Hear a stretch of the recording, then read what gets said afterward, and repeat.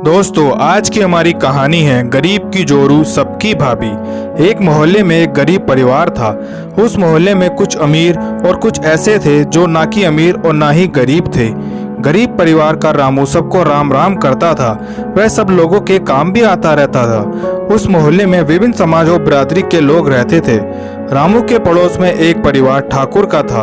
वह बात बात में रामू की जोड़ी को भाभी कहता और कभी कभी मजाक भी कर लिया करता था।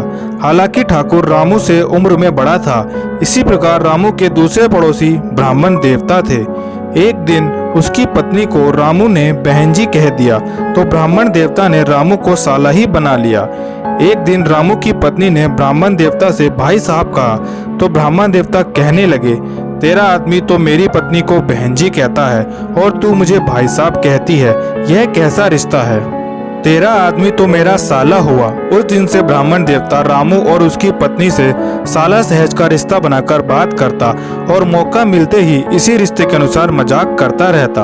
अमीर बिरादरी के लोग रामू की जोरू को भाभी कहते और मजाक करते रहते। उम्र में जो छोटा होता वह भी भाभी कहता और जो उम्र में बड़ा होता वह भी भाभी कहता। कभी कभी ऐसे मौके आते थे कि आपस में काफी कहा सुनी तू मैं और झगड़ा तक हो जाता था। गाली गलौज होती थी, लेकिन कुछ दिन में सब सामान्य हो जाता और रामू की जोड़ी को सब भाभी कहना शुरू कर देते। कुछ लोग तो रामू की बहन से भी मजाक करते रहते थे और जब कभी रामू के मुंह से उनकी बहन के लिए मजाक निकल जाता तो उसे गाली समझकर वे लोग बेकाबू हो जाते। कभी कभी झगड़ा भी कर लेते और वे लोग जब रामू को गाली देते तो ब्राह्मण देवता आदि कह देते, क्या है रामू, तू तो मेरा साला लगता है।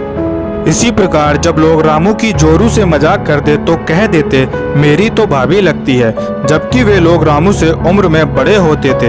एक बार रामू के यहाँ उसकी बिरादरी का एक बुजुर्ग आया। थोड़ी देर वह उसके दरवाजे पर बैठा रहा और लोगों को रामू की जोरू से मजाक करता देखता रहा। उसे बहुत बुरा लगा।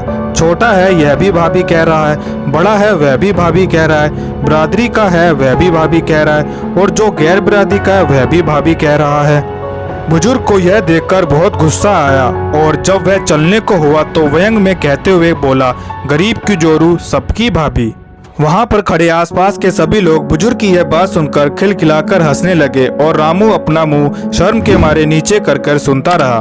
दोस्तों, अगर आपको हमारी ये कहानी पसंद आई तो वीडियो को लाइक करें और चैनल को सब्सक्राइब करें।